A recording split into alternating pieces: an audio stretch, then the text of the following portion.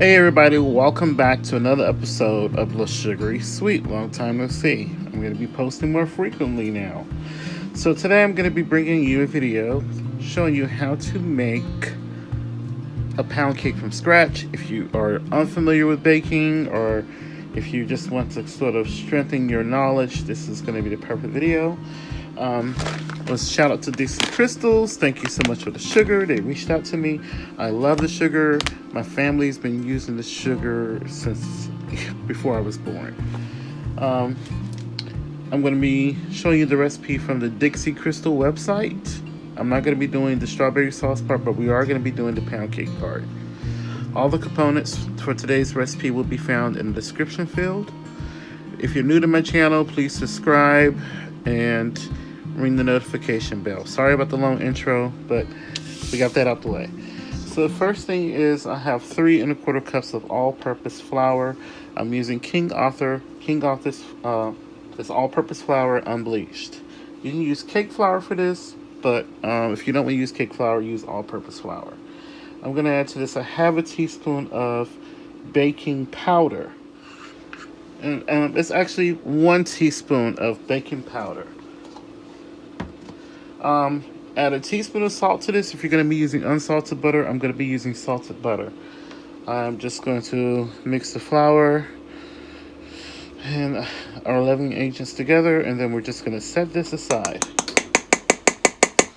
For today's recipe, I'm going to be using the 8.5 quart stand mixer by Kichot. You'll find out more about them in the description box. I love their mixer.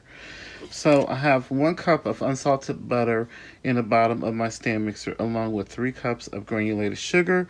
I took the temperature of all my ingredients, and they are in roughly between 62 and 69 degrees Fahrenheit.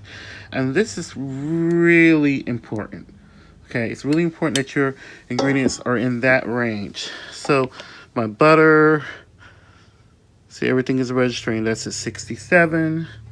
Even my eggs, okay, my eggs, 66.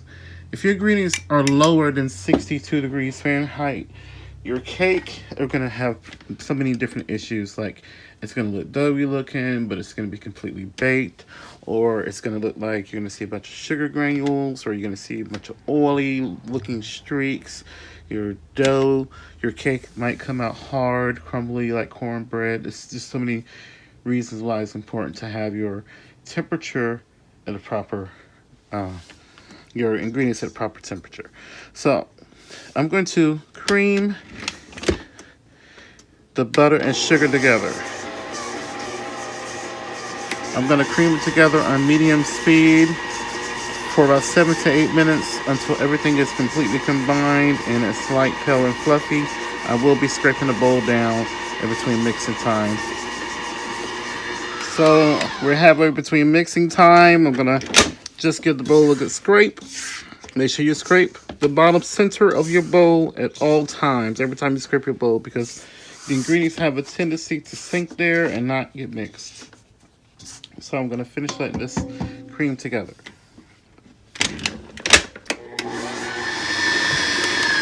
So all my ingredients have creamed together. I let everything cream together for about 8 minutes. And I'm just scraping the bowl, scraping the center of the bowl. So I have 6 large eggs that are at room temperature. I'm going to add the eggs one at a time. And I'm going to let the eggs cream together for about 30 to 40 seconds. Once everything's combined, we're going to add the next egg. You have to be very careful not to overmix once you add the eggs, because it can ruin the cake.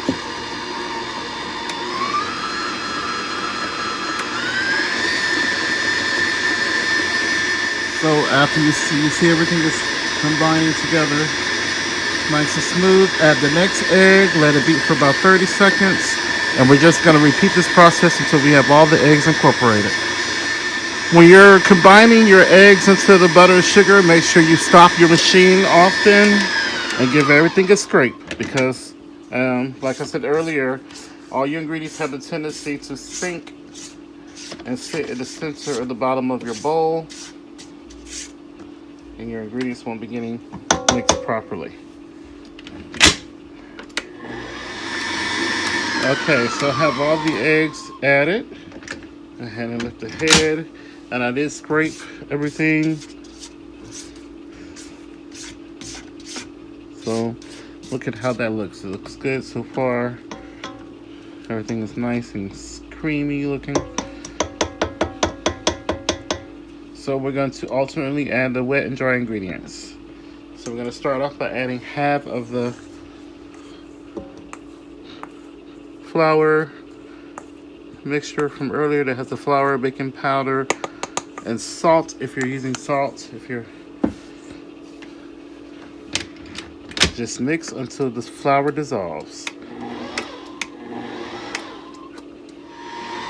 As soon as the flour dissolves, we're going to stop the machine. I'm going to give it a scrape. So I'm going to add half of that milk, and that's 3/4 cup of whole milk. I'm also going to add a tablespoon of vanilla extract, and I'm using pure vanilla extract. Now the recipe calls for 2 teaspoons of vanilla and 1 teaspoon of almond extract. You can use that variation if you desire, but I'm allergic to almonds, so I'm using a tablespoon. And I'm using Bobba Gran's pure Mexican vanilla, and it is alcohol free. You really get a real good impression of what vanilla actually tastes like without the alcohol. It's absolutely delicious. Check the description field to learn more about them. So we're just going to mix these ingredients just until they're combined. And you always, when you add these ingredients, you start with the dry and end with the dry. So we're going to add half of the dry, half of the wet, half of the remaining dry, the remaining wet, and then the rest of the dry. This keeps your cake from becoming too heavy. It keeps the batter from becoming too heavy. That way the ingredients are being properly creamed. So now we're going to add half of the remaining flour.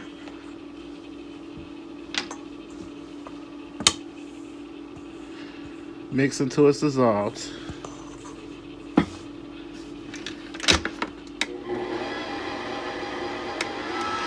Please support me by hitting the thumbs up and leaving a comment. And please share this video on social media. Don't forget to follow me on social media too. So flour is just dissolved. I'm going to add the remaining of my wet ingredients, which is the milk. And we're going to mix until it's dissolved. And then once that's dissolved, I'm going to get the bowl scraped down. So that's dissolved. Add the remaining flour. Mix until it's dissolved. You don't want to over mix it. Now when I see almost all the flour disappear, I'm just going to stop the machine for a second and give everything a scrape. Just have a little bit of flour left. Okay. So it's not always dissolved, but and then lift the machine up. Scrape it really good. Center, bottom of your bowl is really important.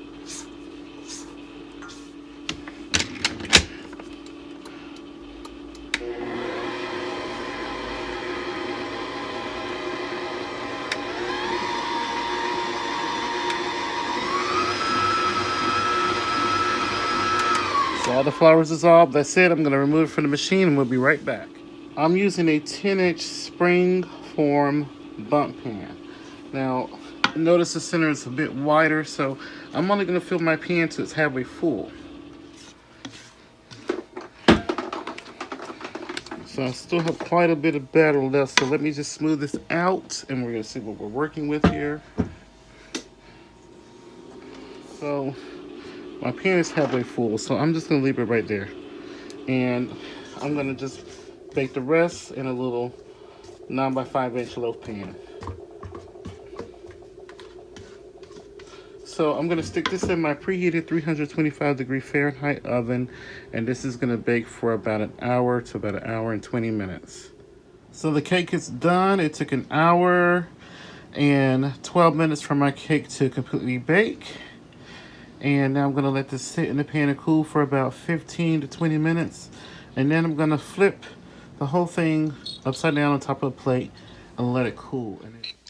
So here's my cake. It's completely cool. I'm just going to put a glaze on there. I'm going to have a recipe for the glaze coming soon. And this glaze right here is quick and easy to just mix together. And it does set up and get hard over time.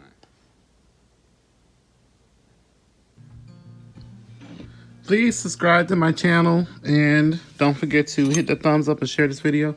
Look at the crumb of this cake. Wow, so beautiful, isn't it? Look at that. Give it a taste.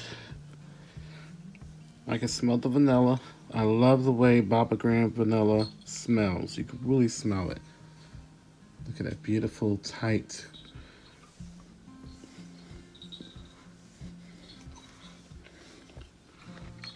Absolutely moist.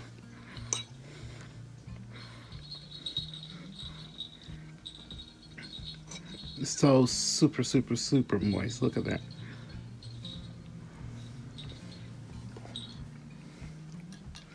Love it.